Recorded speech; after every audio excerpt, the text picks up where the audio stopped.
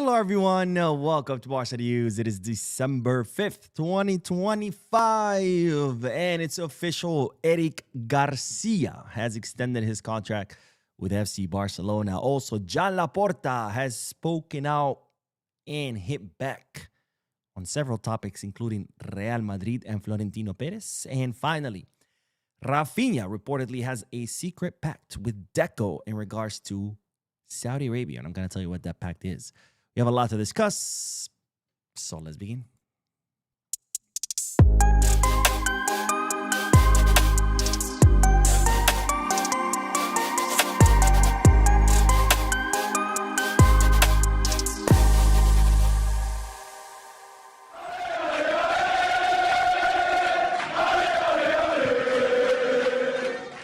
Hello, everyone. Welcome to Barca News. My name is Mo, and this is the Barca News Live podcast, where not only we discuss Barcelona news, but we're also get to interact with you lovely people in the chat section by reading your comments, answering your questions, and getting the discussion going. For those of you who will be watching when the podcast ends, we'll be putting timestamps in the description, chapters in the timeline, in case you do want to skip through the discussion and get straight into the news. Having said all that, make sure to hit the like button, subscribe to the channel, drop a comment.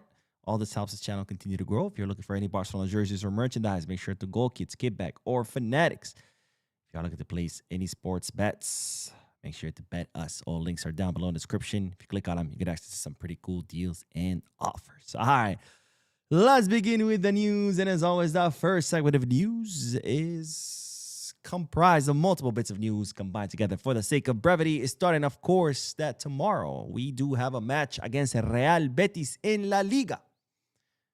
An important match to continue adding points and continue our lead at the top of La Liga table. And of course, today the team finished their last training session ahead of tomorrow's match. And we do have great news because yesterday I told you how Fermin Lopez had finalized the full group training session, and that was huge because it meant that he could be back this weekend against Real Betis. Now, Fermin Lopez was for sure set to go back or to come back against Eintracht Frankfurt in the Champions League next week. And given that he finished the training yesterday, I told you again that he could be back this weekend. And well, lo and behold, it's now been confirmed. Fermin Lopez has been declared fit. He finished another group training session, and tomorrow he will travel with the team to Sevilla to face off against Real Betis. He will be part of the squad. And in fact, this was confirmed by Hansi Flick in the pre-match press conference. So great news because we have recovered Fermin Lopez. Now, of course, I doubt he will start given that he just came back from injury. Most likely he will be on the bench coming in later on. But of course, this is great news because as we know, Dani Olmo will be out for an entire month until next year. So it's good to have Fermin Lopez back. It looks like they're taking turns, you know. Fermin Lopez gets injured, Dani Olmo gets healthy, then Dani Olmo gets injured, so Fermin Lopez gets healthy. Hey, whatever it takes, right? As long as we have available players to fill in. All right, from this good news, we move on to another good news because Barcelona have confirmed officially that Eric Garcia's contract has been extended until 2031. Now, Eric Garcia's contract was set to expire this summer of 2026, which means that he was entering, the final stretch of his contract. And this January, so next month, he would have been free to negotiate with any clubs, right? And as I told you before, Barcelona had been in talks with the player to extend his contract. Eric Garcia, of course, wanted to stay. Barcelona wanted him to stay, so it was just a matter of finalizing the numbers and the small details of the contract. And well, now everything has been finalized, and Eric Garcia's contract has been extended from 2026 until 2031. So 5 more years for the academy graduate, Eric Garcia, who pretty crazy to think that he was very close to leaving the club, right? We sent him on loan to Girona, came back last summer. Almost left again, and when I mean last summer, I don't mean like this summer. I mean like summer of 2024, last year. Came back from Girona's loan last summer. Was close to leaving again. Hansi Flick said, no, let's keep him. I want to see how he does in the preseason. He ended up staying. Then during the winter transfer market this year, he almost left again, and Flick said, absolutely not. You have to stay.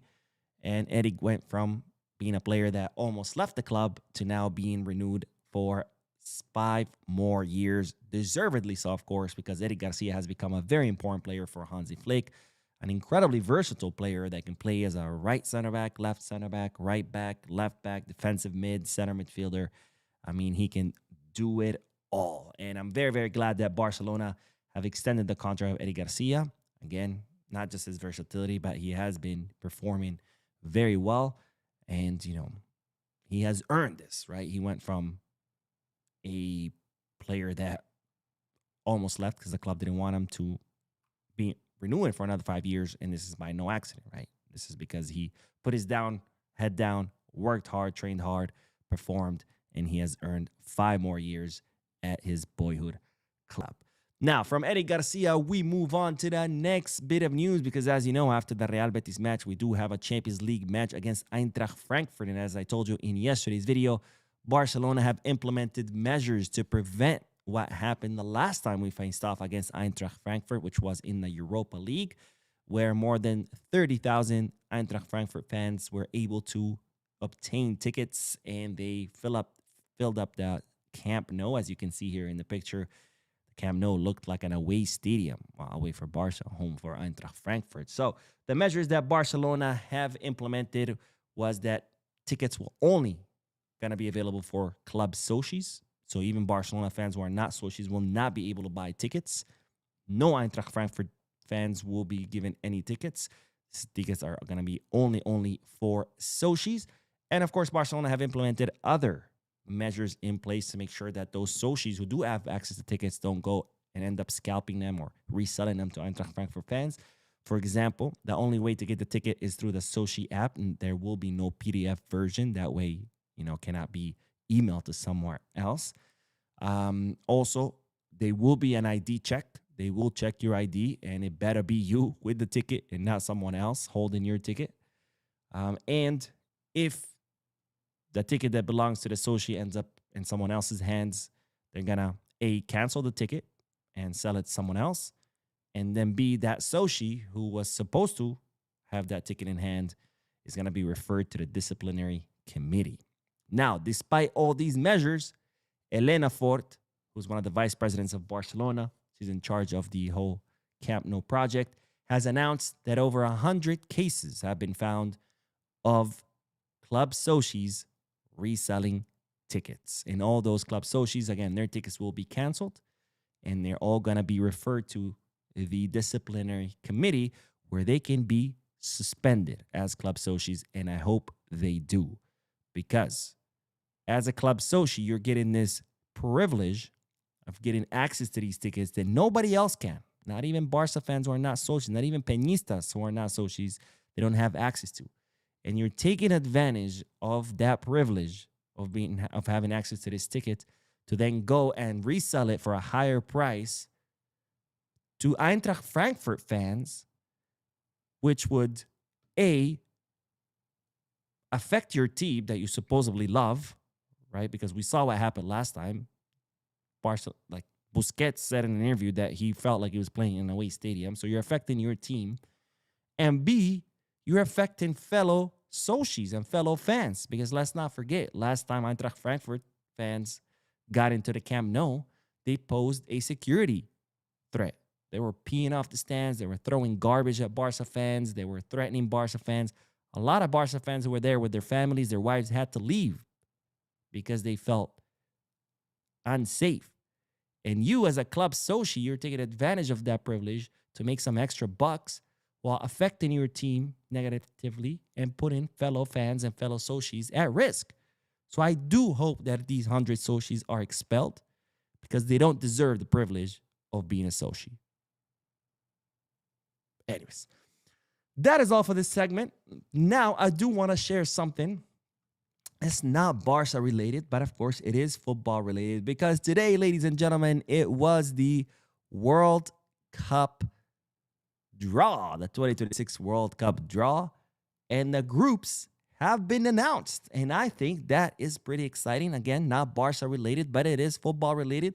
And of course, it's related to the biggest footballing event which is the World Cup, which will be held in Canada, USA, and Mexico. By the way, I hate that it's being held in 3 countries. The World Cup was always supposed to be held in 1 country, and then they did the whole South Korea and Japan. You're like, all right, whatever. They're 2 small countries, very close to each other. But now it's like a whole continent, Canada, US, Mexico. It's like, all right, if you're watching a match in Toronto and you want to go watch a match in Mexico City, or even worse, Guadalajara, which is even more south, I mean, you got to catch a 6-hour flight. I mean, whatever. Anyways.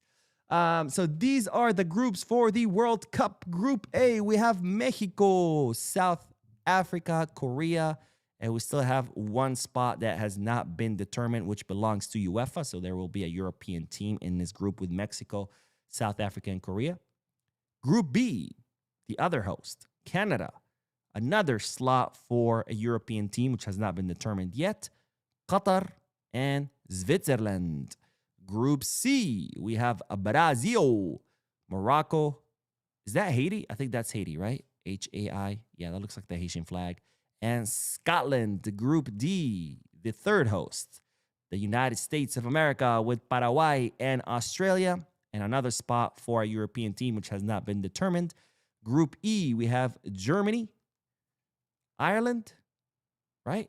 No, that's Ivory Coast. It's the Ireland flag backwards. Côte d'Ivoire, Ecuador, and then what is that nation? C-U-W. Why don't I know what it is that? C-U-W, country. Curacao. What? Wait, what? Curacao has made it to the World Cup? I had no idea. No idea. Group F, Netherlands, Japan, Tunisia, and another slot for a European team. Group G, Belgium, Egypt, Iran, and New Zealand. Group H, Spain with Saudi Arabia, Uruguay, and what's CPV? CPV Cabo Verde? Yeah, Cape Verde. That's what it is, right? Yeah, I think so. Man, there's some nations that I had no idea they had made it, that they're in the World Cup, but that's pretty amazing. Group I, we have France, Senegal, Norway, and another slot that hasn't been determined yet. Group J, Argentina, Algeria, Austria, and Jordan. Jordan qualifying to the World Cup. That's not something you see often. Group K, Portugal, Uzbekistan, Colombia, and another FIFA slot that has not been determined. And finally, Group L, England, Croatia, Ghana, and Panama. So, having gone over these groups, let me know, which group are you looking forward to see? Which group do you think is the most difficult? Which one do you think is the easiest? Let me know your thoughts about these groups. I think Group L, maybe? England, Croatia, Ghana, Panama? I don't know. The groups is kind of like, I don't really see a group where you're like, wow, this group is going to be really, really tough. Because, you know, all 4 are amazing teams. I don't know. But again, there are groups which still don't have a slot in them. But anyways, let me know your thoughts about these groups in the comment section or in the chat section. And with that, let's start with the comments, and then we are going to talk about the next bit of news, which is regarding John Laporta, because the Barcelona president has spoken out, and he has left no stone unturned. Java the Hutt says the World Cup draw just happened today, and Penaldo fans are already crying, saying the World Cup is rigged because of the draw, while Portugal has also got an easy group. I have an advice for you. Don't worry about Penaldo fans. They're all 5-year-old idiots that started watching football 2 years ago. Don't waste your time with them. I mean, the fact that they think Ronaldo is better than Messi, that tells you all you need to know about how little they know about football. So don't concern yourselves with what Penaldo fans do. I mean, and this is like, you know, concerning yourself with complaining that monkeys throw their shit, their feces. You know, it's the same thing. Let me see. Nemayo Alan says, "Hey Mo, how are you doing? Been missing your live video for a couple of months now, but just be busy with college activities." Well, it's good to see you, my friend, in the chat section. And yes, focus on your classes, focus on your homework. You can always watch my lives once they end. School comes first, my friend. School comes first. Everything Smart says, "Hey Mo, do you think Barca of last season is back?" Not yet. Not yet. Hopefully soon, but definitely not yet. And my man Shane with the donation says, Hey, bro, big sports day for me tomorrow. Barca in the morning, SEC Conference Championship in the afternoon, and the Big Ten Conference Championship in the evening. I won't be doing anything close to productive tomorrow. Yeah, that does not sound like it's going to be productive at all. You have something in the morning, in the afternoon, and in the evening. But you know what, my friend? That's what the weekends are for. I'm sure you had a hard week of work. You deserve it. You know, take it easy tomorrow. Drink some beers, maybe barbecue. I don't know how the weather's like right now in Texas. Watch your sports, enjoy your sports. Life is short. We got to enjoy ourselves. But thank you, my friend, for your donation.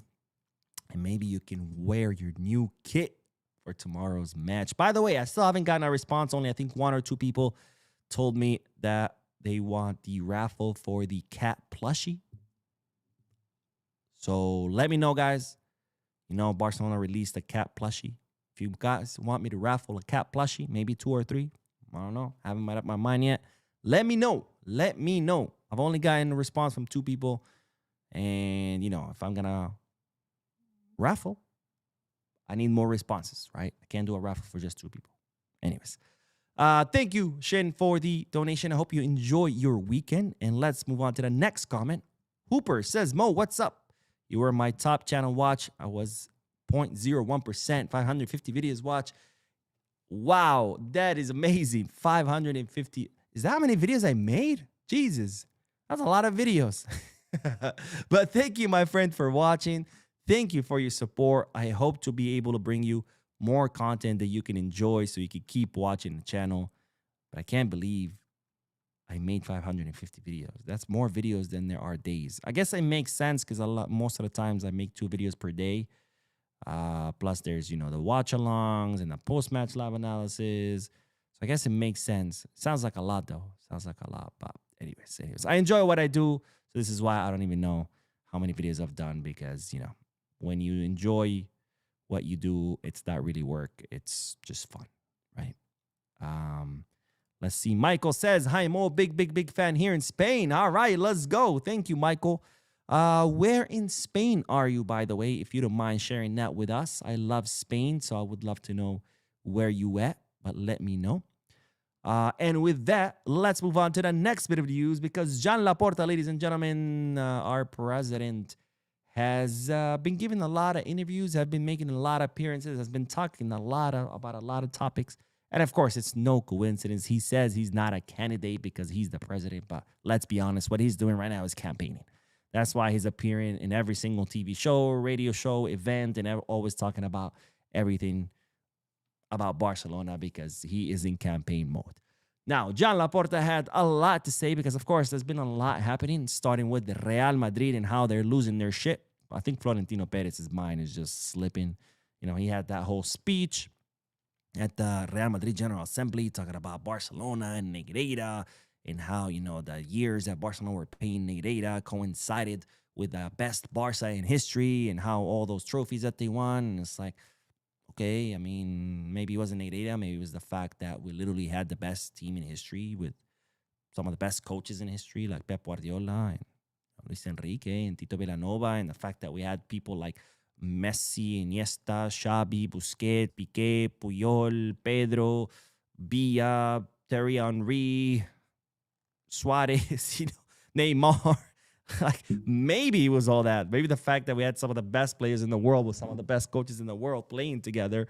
But no, it's Negreira because, of course, you know, Real Madrid is God's favorite club, right? And they're always going to win. And if they don't win, the only possible explanation is bribery and corruption. That's it.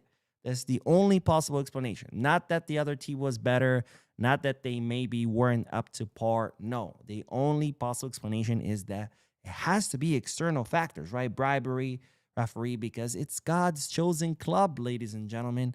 There's the only way they could lose. So John Laporta, of course, addressed the whole Real Madrid and the Florentino Perez relationship, and this is what the Barcelona president had to say. Real Madrid represents power, and Barca represents freedom. I don't know if business deals are made in the Bernabeu's VIP box. There's power involved. Here, it's a different story. We're more focused on democracy and freedom. And in regards to the relationship with Florentino, he said, we have a good and cordial relationship with Florentino Perez. Now, there's more statements, but let's focus on this first one because he says Real Madrid represents power and Barca represents freedom. And let's focus on this a little bit because this is what I've said a lot of times on the channel, and I'll say it again because people always come, referees always favor Barca and Barca this and Barca that. And I'm like, all right, if you truly believe that, and you're not just saying that because, you're an idiot and you just want to say things to piss people off, but if you truly believe that referees favor Barca, then you truly don't understand politics in Spain. You don't understand history in Spain. You don't understand current events in Spain. Because to believe that is pretty oxymoronic. Let's put it that way. If you don't know what an oxymoron is, it's saying someone is a tall, short guy or a fat, skinny guy, right? It's two opposite things. And why do I say that? Because power resides in Madrid. And I mean the city, right? That's the capital of Spain. It's the center of power of Spain. That's where the power resides. And as the seat of power, and with Catalonia always looking to become an independent state from Spain, there's always been a lot of oppression that comes from from Madrid, directed towards Catalonia. And FC Barcelona, being the representations of Catalan identity and the Catalan movement for independence, has always been a club that's been at the end of this oppression. And Real Madrid, being the club that represents the crown, the Spanish crown, and even during the Franco era, the dictatorship, it's always been a club that's been favored by those who are powerful and those who have money. So we have one club doing the oppressing and the other club being oppressed, and yet Madridista dogs want to come and bark here, tell me, Barcelona this, wah, wah, wah. Well, you obviously don't understand what the fuck you're talking about. So this is kind of what refers to it, what he's referring to. But he also talks about how Barcelona represents freedom. And what does Laporta mean by that? He means, well, by the fact that the club is owned by its socios, that we have elections, that we get to choose who our president is, as opposed to Real Madrid, where there's Florentino Perez, who's pretty much the dictator there. It's just him. The club does what he says. And, well, everybody has to dance when he says dance. Everybody has to jump when he says jump. And by the way, if you don't know this, Florentino Perez is not it's not just the most powerful man in Real Madrid. He's one of the most powerful men in Spain. Incredibly wealthy, very well connected with the political elite and with the wealthy elite. So again, if you truly believe that Barca get favored by refs, you don't understand the power dynamics of the nation of Spain. And you need to get your head out of your ass and stop saying dumb shit. Now, but I do want to mention this because, yes, this is a very good distinction where Real Madrid represents power and Barcelona represents freedom. Because it's a lot of Barca fans who are quick to be like, yeah, más que un club. But that's not truly what they want. No, that's what they truly believe. Because the moment anyone says anything about John Laporta, they lose their shit. And they talk about Laporta should be president forever. No, my friend, that's not what freedom is. That's what dictatorship is. That's what Real Madrid is. If you want John Laporta to be the president forever, if you want nobody to criticize John Laporta and anyone who dares to do it is an anti-Barca, then you need to be a Madrid fan because that's not what Barca is about. Here's John Laporta himself telling you that Barcelona represents freedom. And that's not what you want. What you want is dictatorship because you want Laporta to be the president forever and you want anyone who dares to even to criticize Laporta to be crucified. So no, you don't want freedom. You don't want más que un club. You don't believe in that slogan. You pretend to believe in it. But deep inside, what you're looking for is a Real Madrid model. Well, just switch. Nobody's going to judge you. Buy a Madrid jersey. Anyways, let's continue with the statements because Laporta continued saying the following about Real Madrid, saying that Barca, we're not even considering any of this, talking about selling the club or selling parts of the club because Real Madrid are considering that, selling portion of the club to investors. So Laporta says at Barca, we're not even considering any of this. I've been hearing for 4 years that we would become a public limited company. We guarantee that Barca will always be owned by its members. It's an added value. We have, and it connects us with the community. Barca isn't a business, it's an institution. We have different principles. We're a modern institution committed to sustainability, equality, and diversity. We're a Catalan institution open to the world. So here, Laporta saying that no, Barca's not for sale. It's not going to be a limited company. We're not gonna sell shares of it. It's going to always be owned by its members. And I wholeheartedly agree with this. Barcelona has always been owned by its members, should continue to be owned by its members. But where I don't agree is where he says Barca isn't a business, it's an institution. Yes, it is an institution, but it's not a modern one because it's not ran like a modern institution or like a business, how it should be ran. Because Barcelona brings in over $1 billion a year. It's one of the most powerful marketing machines in the world. And as such, it should be ran like the institution or the business that it is, which is a multi-billion-dollar company, a conglomerate, an international mammoth of a business. But instead, Laporta is running it like it's his mom and pop shop, like it's his family's pizza business on the corner, right? Where over 30 plus board members have left over disagreeing with him, and he hasn't replaced any of them. And instead, he's brought in his friends who have no official position, and they just run it, again, like it's his mom and pop pizza shop on the corner.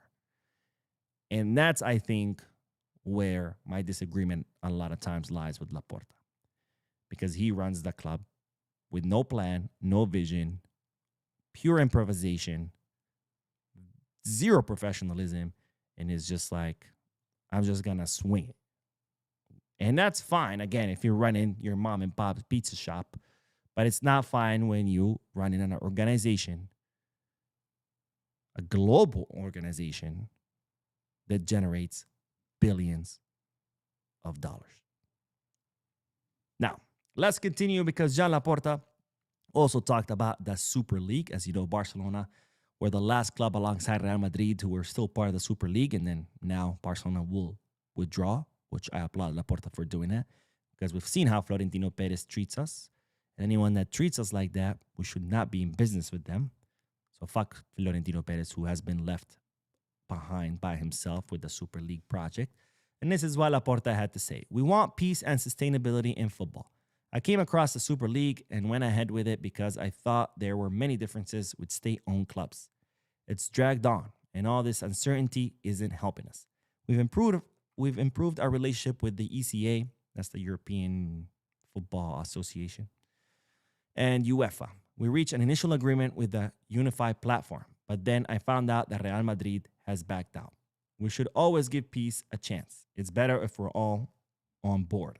Conflict certainly doesn't benefit anyone. Then Joan Laporta talked about the whole Negreira thing and what Real Madrid have been doing. And this is what the president had to say. It will last until the judge says enough is enough. We are in a legal process, and all the decisions are making it clear that Barca did not bribe referees and did nothing wrong. The other private prosecutions are not providing any conclusive evidence. If new evidence emerges, this process will need to be extended. All of this has caused a delay in the judge's decision. We were condemned before we were even tried. I am convinced that Barca will ultimately be acquitted. There are actors who have a vested interest in keeping this alive. They keep dragging out the claim that Barca benefited from the referees, which is a lie. In the 72 years of the referee committee, there has always been a Real Madrid member. Real Madrid has significant power and don't like it when we win. Victories have added value. So, of course, Laporta talking about the whole process. You know, right now, the Negreira case, for those who don't know, because, again, people just like to bark and don't even understand what they're talking about. They just want to scream, Negreira, Negreira, and they know nothing about the case. The case is not even in a trial stage or litigation stage. It's in the investigative stage. And yes, there is a judge assigned, but he's assigned to oversee the investigation. And if the investigation reveals enough evidence where it merits this case going to court, then it would. But so far, there have been no evidence of anything So the judge has determined that this case is not even ready to become a legal case because there's not even evidence of anything, right? And the investigation has been going on for more than 2.5 years. And in fact, the investigation has switched course from whether to see Barcelona bribe referees through Negreira to now let's see if the former Barcelona presidents use Negreira to divert money away from the club. So the whole bribery thing fell off a long, long time ago. But the case keeps on going because every time there's something new that comes up, the judge has to keep the investigation open. And of course, Laporta saying that, well, there are parties who benefit from this. And who are the parties he's talking about? Of course, Real Madrid. They benefit from this case dragging on for as long as possible. Because as long as things are bad at Real Madrid, they're always going to be able to just wave the Negreira case in front of their fans and socios and members and distract them away. Because that's exactly what's happening, right? Florentino Perez going in a general assembly in front of all the Real Madrid socios and talking about the Negreira case, it's not because he's actually interested in the Negreira case. It's the fact that his project is crumbling. He spent close to 200 million euros this past summer. Not to mention how much they spent before. I mean, they brought players like Birmingham, like Kylian Mbappe, like Arda Güler, like Dean Huijsen, Álvaro Carreras, Trent Alexander-Arnold. All these players that they've brought in, Mastantuono, new coach, and Xabi Alonso. They've spent so much money. They brought in so many players. They brought in a whole coach and new staff, and the team looks just as bad. So what do? If I'm Florentino Perez, I want to stay in power. I distract the people by screaming and shouting, Negreira, Negreira, Negreira, Negreira. And of course, unfortunately, as we've seen all throughout the history of humans, and by studying political power, people are very easily distracted. It's very easy to distract the masses. So, now, John Laporta continued in regards to the whole Real Madrid and Negreira thing. Said the way forward was to return to the ECA and UEFA to restore peace to football. Real Madrid, seeing Barca's resurgence, has panicked. If we repeat what we did in my first term as president, they tried to tarnish the best period in Barca's history. Barca was dominant in Europe and captivated everyone. Everyone wanted to play like us. There's been a campaign to discredit Barca. I don't have to apologize. The Negreira incident was based on referee reports. I believe you have to apologize when you knowingly do something wrong. I don't like being stuck in a constant cycle of apologies. It's obvious that there's been a smear campaign against Barca. It's undeniable. We had the best team in the world, and it was a golden age in Barca's history. I will always maintain that the period is the best in our history. And I think that pretty much sums it up. I think anyone who thinks that Barca won all those trophies during those 20 years because of referees has no business watching football. Because anyone with half a brain could see how dominant Barca was, not just in La Liga, but in all of Europe. And those trophies were not won because of refs. Those trophies were won because we had the best team in history. People like Messi, like Xavi, Busquets, Iniesta, and the list goes on and on and on. But of course, Madrid not being able to handle the truth that for 20 years, we were much, much better than them. So they have to cry. They have to come up with excuses like a petulant little child who was never taught how to accept defeat. The same goes for Madrid fans who are petulant children who were never taught emotional maturity. Don't know how to handle defeat. Don't know how to handle the ups and downs of life. So they always, always have to look for an excuse. It's pathetic. But unfortunately, there are a lot of pathetic people in this world. All right, let's do the comment section, and then we are going to talk about more statements from Deco, who has decided to address the whole winter situation. Yes, he did it yesterday. He did it again today. We're going to talk about it a little bit more. And Yomi Dada, what's up, man? I haven't seen you in a while. Says, made it to the live today after 10 years aside. USA, what country are you rooting for in the World Cup? That's a good question. That's a good question. Obviously, I'm always going to watch Argentina because of Messi. It'd be amazing. Can you imagine watching Messi win back-to-back World Cup? Uh, and of course, I want to see Spain. I think Spain have a really good shot. They have really good players. My only concern with Spain is they have a really dumb motherfucking coach whose name is Luis de la Fuente. That's my problem with Spain because we've seen he's a shitty coach. I mean, he blew the Nations League big time with his substitutions and his stupidity. But yeah, those probably will be the other nations I'll be supporting. Let's see. Kule767 says, Mo, if we sell Coutinho, we better get a massive transfer fee. If we let him go for 60 million, Deco needs to get sacked. We have to be better when it comes to selling players. I do agree, and I'm going to talk about that in a little bit. So stay tuned to the channel. Barca says, we want the cat plushie. All right, another vote for a cat plushie raffle. And Shin says, forgot to mention the Barca news was also my number one for 2025. Big surprise. I know. Yeah, I'm not surprised there, my friend. Thank you for always supporting the channel. And Triple X says, if Raphinha agrees to leave for Saudi, we should sell him for not less than 200 million. That would massively help with the signings we need: a world-class center back, right back, striker, and a left winger to replace him. We'll talk about that in a little bit. Night Game says, average Madrid idiots. Pretty much. Abdul Bari Maski Boy says, who is bigger club in football history, Real Madrid or Barcelona?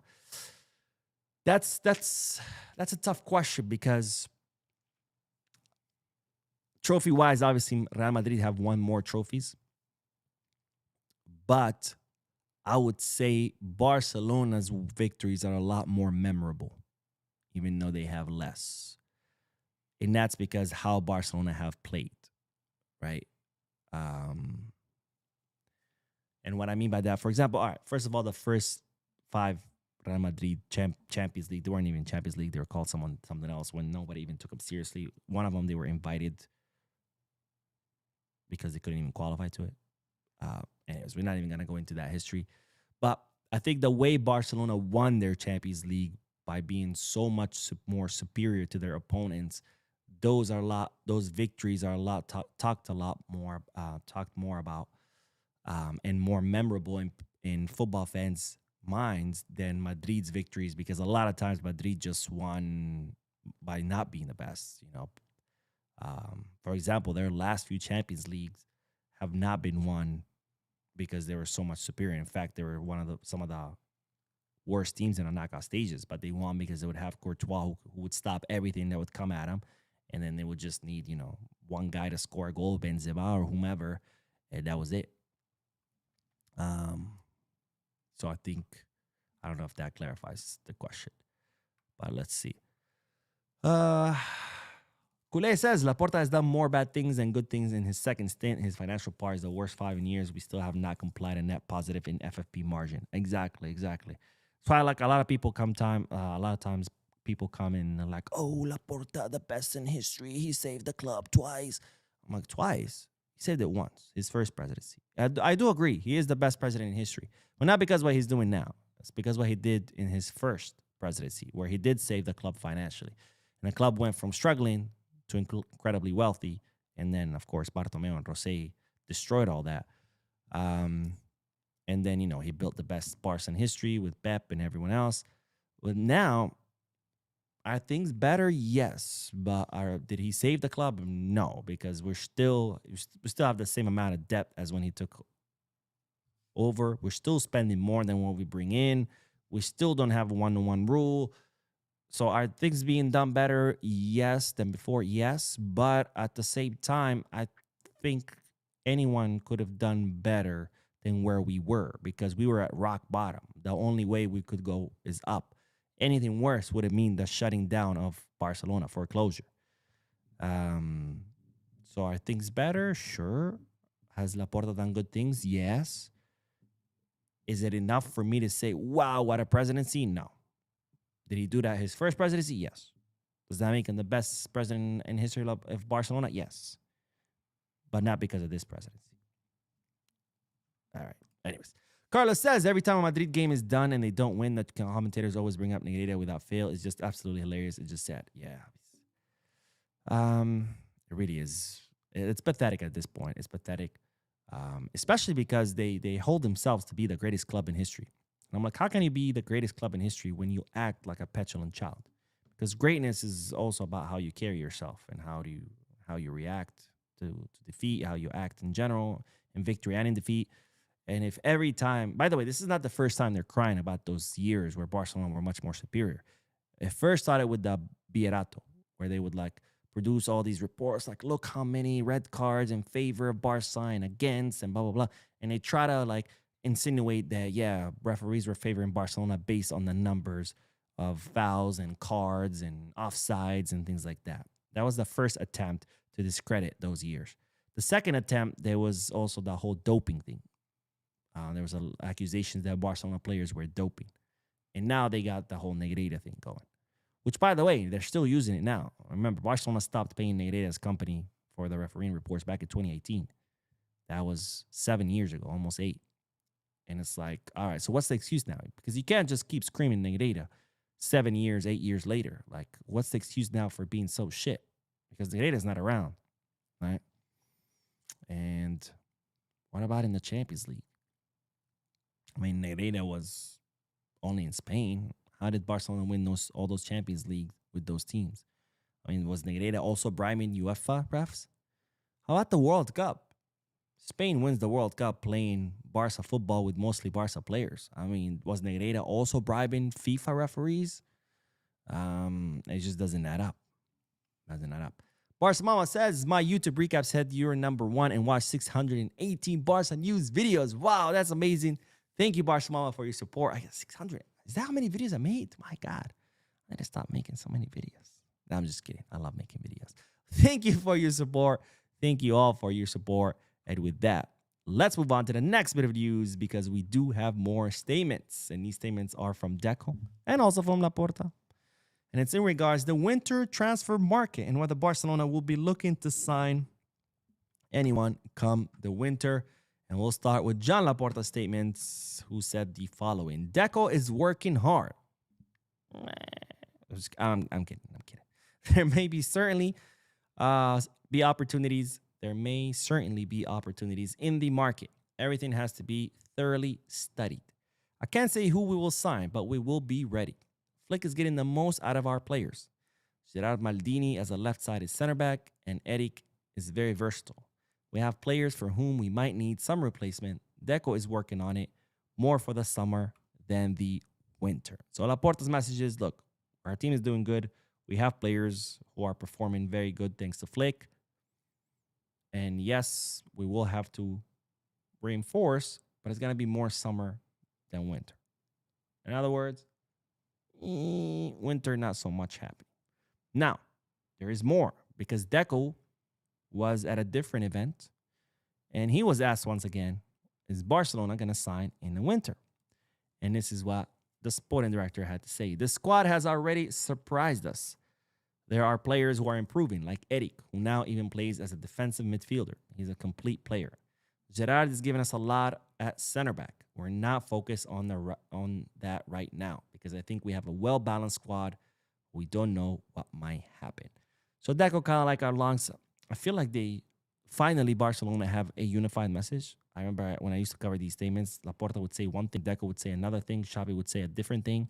And now they're finally all on the same page because they sound like pretty much like the same comments. Hey, Eric is great, he's versatile, and Gerard is doing better, and Flick is getting the best out of these players, so we have a good squad. So no to the winter, but they still leave the door open. We'll see what happens. But as you know, yesterday Deco ruled out any winter signings, so no winter signings. If Deco's statements from yesterday were not enough, here's Deco saying the same thing again, and so is John Laporta, because Barcelona believe they have enough to carry us through the season, and that it will have to be next summer because, of course, right now we don't have financial fair play margin. And I do think that, yes, we do have enough to carry us through. For example, we were worried about Iñigo Martinez not about leaving and how we're going to replace him. I think Gerard Martin will be a good replacement for Iñigo until the end of the season, temporary solution. And then we can look for a left-footed center back that can fill that spot. Left wing, not too happy with Rashford, but Raphinha's there, and then Rashford can alternate. And we'll see. We'll see. Center forward, of course, we still have Lewy and Ferran. So I think we have enough to carry us through, and then we can worry about it in the summer. And like I said, winter transfer market, I really don't like the signings in winter transfer market because pickings are very slim. And given that we have very little money and financial fair play, it's better to save that money for better options rather than just signing anyone just for the sake of signing. So let's wait till summer, and let's see how we do. All right, let's do more comments, and then we'll do the last bit of news. We're going to talk about Raphinha's pact with Deco because there's a pact. There is a pact. Night Game says Barcelona is the better club in history fairly. Good point. There's been a lot of favoritism, and that's factual, not an opinion, towards Madrid. Zach Urban says, had a rough week, but watching Mo talk about Barca makes it better. Well, thank you, my friend. I appreciate it. I hope your week gets better. Hopefully that sounds like I said week. I hope your week gets better. And we have Bad Boy who says Cat Plushie for the win. All right, let's go. We got more votes in favor of Cat Plushie. Kelhel says, I'm not against Laporta. I'm a Barca fan, but how ironic that Laporta speaks about what Barca being a democracy when he runs it like a dictatorship. Anyway, let's do a plushie raffle. I agree. You know, being kind of like, he's very presidential in the fact that, you know, he decides everything. And he has his buddies and he consults with them, but he takes all the decision rather than splitting up the, you know, okay, you in charge of this, you in charge of that. And, you know, every department does their own thing and then he oversees it. No, it's more like, I'm going to do everything. I'm going to decide everything. And I'm just going to consult it with my buddies who nobody knows what their position is. And that's troubling. But all right, another vote for the plushie raffle. Let's go. Adele says, don't forget, Barcelona's doing well with that Camp No income. We're not doing well. We've actually spent more than we brought in. So we ended the last fiscal year, we ended it in red. So it's not better. That's still bad. You never want to run a business where year after year you're spending more than you're bringing in, because that's how you end up bankrupt. So no. John says, average Madrid fan crying for Rafa be sold. We see you. You're not fooling anyone, Madridista. Let's see. And Edward says, Mourinho started that complaining nonsense with Mourinho. Why do I always have to play with a 10 men against Barca with Pep? Congratulations, Real Madrid. Yeah, Mourinho did a lot of damage to the rivalry between Barca and Real Madrid. You know, it used to be a healthier, not healthy, but a healthier rivalry. And Mourinho really injected a lot of, a lot of toxicity into the rivalry. Ian says, you guys aren't giving Laporta enough credit. He had to clean a lot of mess from Bartomeu. We were already in a ditch, and Laporta still managed to make us compete. He's honestly the best in history.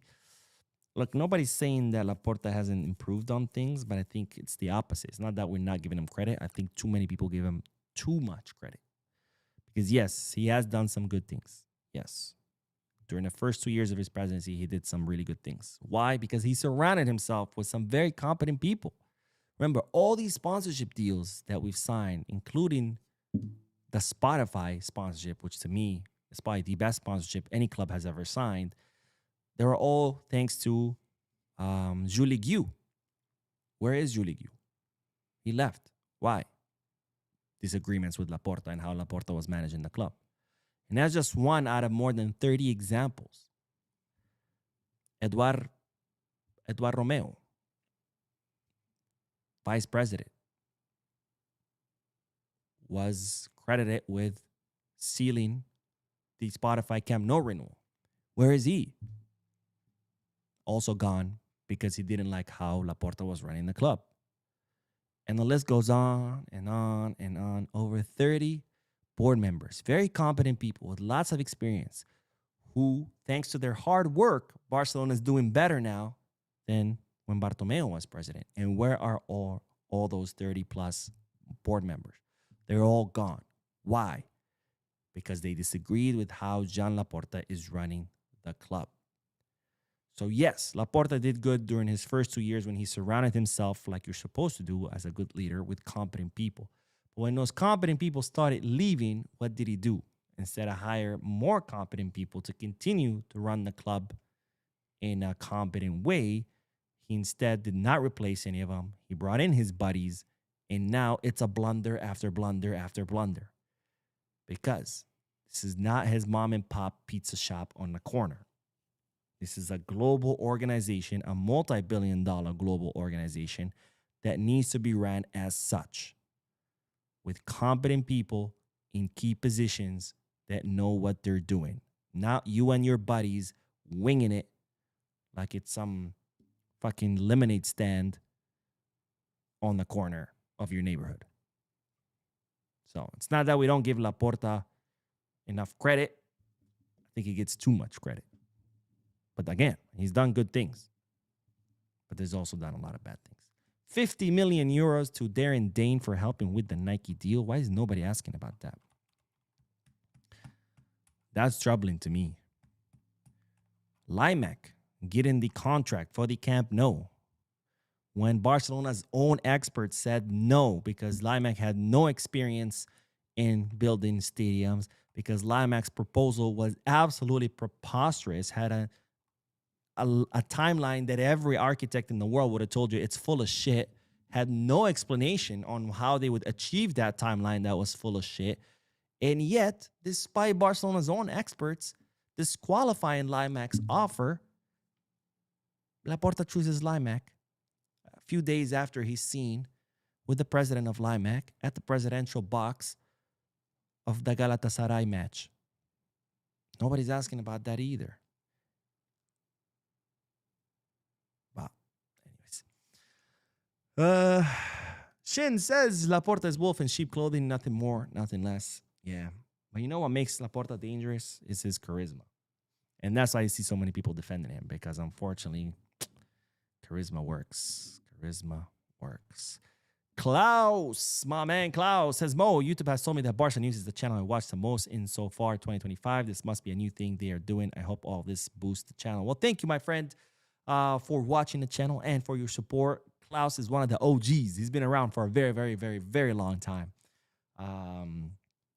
But I guess I haven't seen it. But people have been telling me about this YouTube thing. I guess it's the same as Spotify. You know, Spotify's been doing this for a few years now. We're at the end of the year. They give you the Spotify Wrapped, which tells you, you know, what songs you listen to the most, what genres, what artists, etc. So I guess YouTube is doing that. I haven't seen it. I haven't done my own, but I'll check it out. But thank you, my friend, for your support. And now let's do the last bit of news, and then we will end the stream. But let's talk about Coutinho, because ladies and gentlemen, it's been revealed. Oh, that slide was not supposed to be there. That Coutinho has a pact with Deco regarding a potential future move to Saudi Arabia. Now, as I told you during the last few videos, can't remember when, but the Saudi offers have been pouring in for Coutinho. They were already pouring in before. Last summer, for example, there was a lot of interest from Saudi Arabia. There's still a lot of interest from Saudi Arabia. But so far, Coutinho wants to stay. He's not looking to leave in the winter. He's looking to stay until the end of the season. But of course, summer, we have a 2026 World Cup. And the World Cup is always a defining moment for players' values.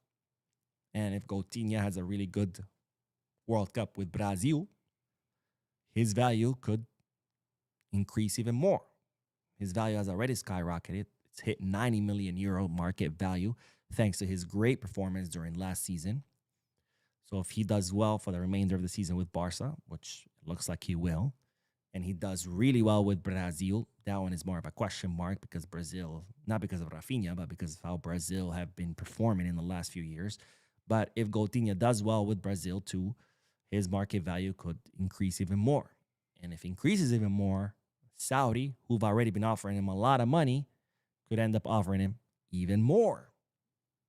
And at a certain point, players start to ask themselves, maybe I should. For example, Iñigo wanted to stay in Barca, but once Saudi came knocking and they offered him all that money, he thought, shit, I'm 34 years old. This is probably my last chance to make big bucks. And he went for it. So, Coutinho, hopefully not. If Saudi comes next summer and offer him a lot of money, he might have to think about it. Sure, Barca is Barca and it's the biggest club in the world. And playing for Barca and competing in the Champions League is a lot more than Saudi. But if they come and, let's say, offer you 30, 40, 50 million euro salary for 4 or 5 years, no taxes, anyone would think about it. So in case Coutinho decides to think about it and considers leaving, it's reported that he has a pact with Deco where if Saudi comes knocking and he decides to leave, that Barcelona would facilitate this exit. Now, we don't know what this pact exactly means. What does facilitate mean? Like, will he be allowed to leave for free? Will he be allowed to leave for cheap? I hope not. Because if it is, I'm going to be very, very pissed off. We already gave away Íñigo Martínez, right? People were like, well, no, you don't understand. They have a gentleman agreement. I don't give a fuck. This is not a nonprofit. This is not a charity. This is a fucking football club. A broke football club. A football club that needs money. And we're giving away players because, no, he had a gentleman agreement. What kind of retarded shit is that? He had a... What? When have you seen a corporation, a multi-billion-dollar corporation, a global corporation, give away million-dollar assets because they had a gentleman agreement? I had people actually like defending Deco in the comment section, like, God, thank God you don't run a business because that business would go bankrupt. A gentleman agreement. Are you fucking kidding me? We could have gotten at least 10, 50 million euros for Íñigo Martínez. And guess to whom? Saudi Arabia. The country that's paying 2-3 times what players are actually valued. We gave away one of our best defenders for free because of a gentleman agreement. Fuck your gentleman agreement. And now you're telling me that there also might be a pact that could let Raphinha leave for free or in the low? If that happens, Deco needs to fucking leave. Sure, Raphinha has been absolutely great. Sure, we were always going to be thankful for Raphinha. But giving him away for free is not how you thank the player. It's how you're thanking Saudi. Because it's Saudi who have to pay for him. And if he goes for free, that will be the dumbest shit that Deco has done. And this is coming from a guy who's done a lot of fucking dumb shit. So this really fucking pisses me off. I really hope that this pact agreement doesn't mean that he leaves for free or even on the cheap. Because if Saudi comes knocking and Raphinha says, I want to leave, we better get what Raphinha is worth. Right now, it's 90 million market value. If it goes up by the end of the season and more with the World Cup, it better be that value. Because this whole like, oh, gentleman agreement, no, fuck that. This is a business, not a nonprofit, and it's a broke business that needs money. So let's stop with the dumb shit and let's stop defending the undefensible. Anyways, that's all I wanted to say. Hopefully Coutinho doesn't leave because, of course, we do need him. He has become one of the most important players on the squad. But, when Saudi comes knocking with lots of money, sometimes players have to think about it, especially because Coutinho will be 29 by next summer. Well, he'll be 29 in a few days. But so he might think, this is my last chance to make money that I'm not going to make in Europe, right? Because if Coutinho, for example, leaves Barca to another club, it's not going to be for Saudi money, right, in Europe. So hopefully it doesn't happen, but that's the news. You tell me what you think, and let's do a few more comments, and then we will end the stream. Mick Barca says, we can all agree we watch Spain because of Barca players, not because of the nation, because it disrespects the club that put them on the map. Yeah, definitely. I mean, if I watch Spain, it's because I want to see, Lamine and Pau Garcia and Fermin and Ferran and Dani Olmo if he's not injured. And, you want to see that, not for the nation is itself. Carlos says, Raphinha pact with Deco is I'm leaving for free gentleman agreement. We don't know for sure. We just know that there's a pact that Barcelona would facilitate the exit. We don't know what that means. If it's free or on the cheap, it better be none because I will fly to Spain and slap Deco as hard as I can. Let's see what else. Cal says, I won't spend on Deco's work in regards to most players. Renewables minus Frankie and Ronald, but this guy isn't suited to hold such an important role at Barca, especially with all the pacts with players. I agree because He had no experience. Remember, yes, he was a football agent, but being a football agent is a completely different animal than being a sporting director. And that just goes to show how sometimes Laporta just runs the club based on who he knows, not what those people know, right? Because Deco was Laporta's buddy, so he brought him in because it was his buddy. If I was Laporta's buddy, I'm sure he would put me as a sporting director, and I know nothing about sporting director. I would probably make the worst signings in the history of Barca, but that's okay because I would be Laporta's friend, so it's okay. But you don't bring someone with zero experience to be the sporting director of one of the biggest clubs in the world. If you want to be a sporting director, you go start at a small club, maybe second division, maybe third division, or if you want to jump directly into first division, maybe like a bottom of the table club. You don't go from nothing to Barca sporting director. And the fact that Laporta did that, again, that's another X on his record because Deco's not suited for that job. He's still learning on the job, and I'm sorry, but we cannot have people running Barcelona who's still learning on the job. We need people who are already experienced. Look what Alemany was able to do with much less. Ian says, yeah, but even though Laporta has made some poor choices, most of them had worse options. Laporta inherited a very... Again, this is not an excuse. I mean, this excuse is starting to get very old. Oh, well, he inherited. He took the job, making it seem like, oh, he inherited this job, so now we just have to look away like, oh, that's it. Whatever bad thing he does, it's forgiven because he inherited a terrible situation. Then don't take the fucking job. No one forced Laporta to be the president, right? This is not like the draft where they did a draw of the Sochis and boom, Laporta got chosen and he, it's like a tribute, the Hunger Games. And it's like, all right, go run Barca. And it's like, oh, poor thing. He was forced. No, he took the job. He knew what the situation was. He agreed to take it on. If you didn't want to inherit that horrible situation, then don't fucking take the job. This excuse is getting very, very old. But anyways, we do have a donation from Shane. Another donation. Thank you, my friend, for your generosity. But Shin says, not exactly happy about Germany's draw for the World Cup unless Nagelsmann has fixed all of our issues from the past 12 years. I fear we could be grouped again. Let me see. Who did Germany get? Where is the group? Okay, Group E. Germany with Côte d'Ivoire, with Ecuador, and Curaçao. I think Germany and Ecuador come out of this group. I don't see... Ecuador, by the way, they have a really solid squad. But I don't see Côte d'Ivoire. Oh, definitely not Curaçao, with all due respect to Curaçao.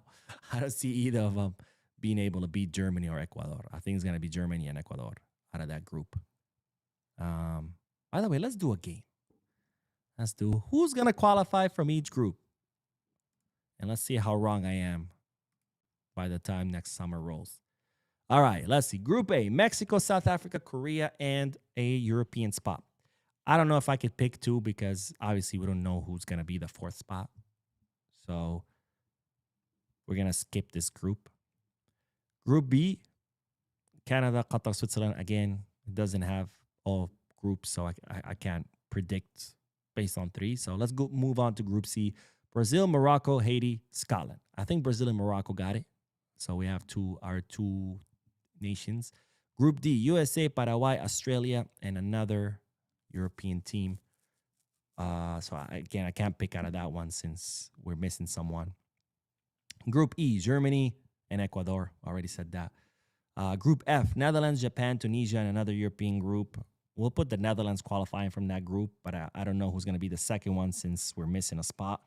Group G, Belgium, Egypt, Iran, and New Zealand. I think we'll put Belgium. Second spot. That one's tough for me after Belgium. I want to go with Egypt has a decent squad.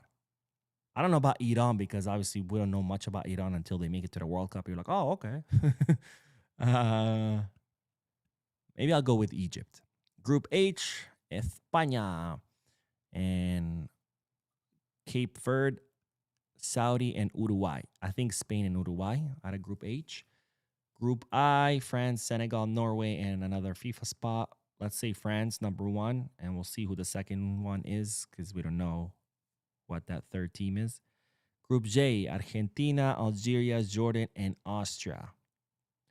You know what? I haven't seen Algeria play in a while, so I don't know. So definitely Argentina, but maybe I would put it between Algeria and Austria. Algeria had a good squad not the last World Cup, I think the one before, but I don't know how they're doing now. Group K, Portugal, Uzbekistan, and Colombia. I don't know who that second spot is, but maybe Portugal and Colombia, just because they're strong teams. And FIFA Pot 1, I think those are, if I'm not mistaken, the Pot 1 is playoff spots. So I can't imagine a playoff spot is going to be better than Portugal or Colombia. In Group L, we have England, Croatia, Ghana, and Panama.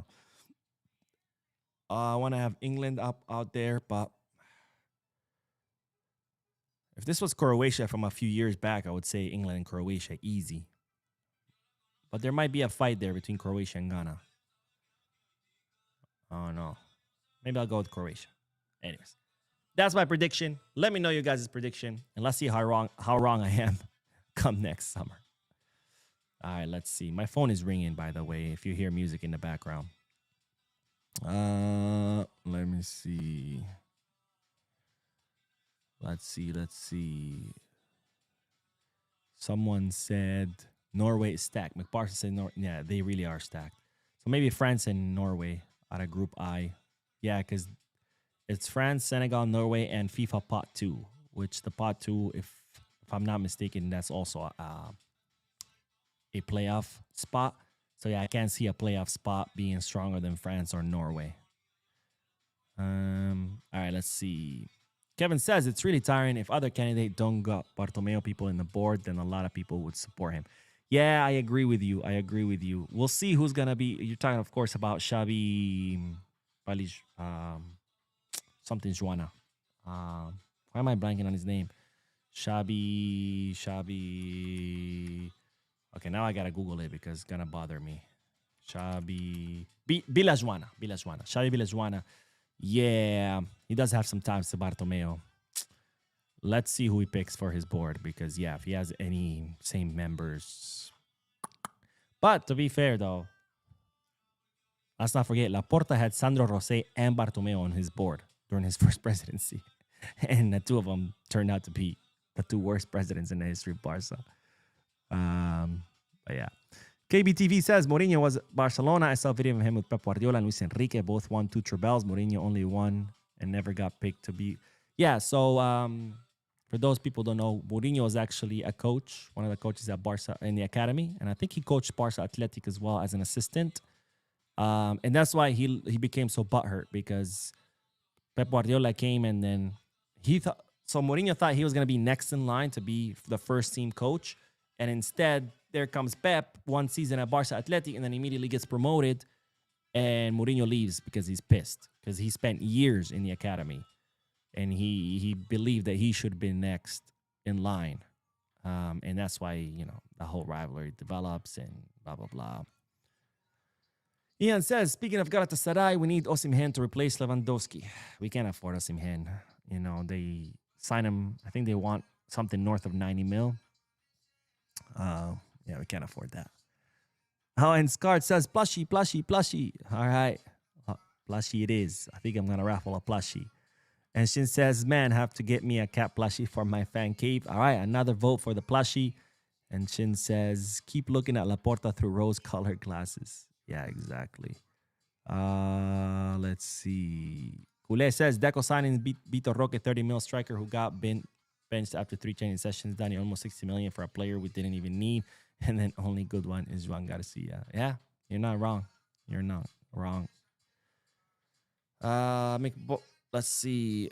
P4K Chema says, Mo, would you prefer Bastoni or Schlotterbeck? Ooh, that's tough, man. I think Bastoni. Maybe it's not tough. Maybe I thought it was tough.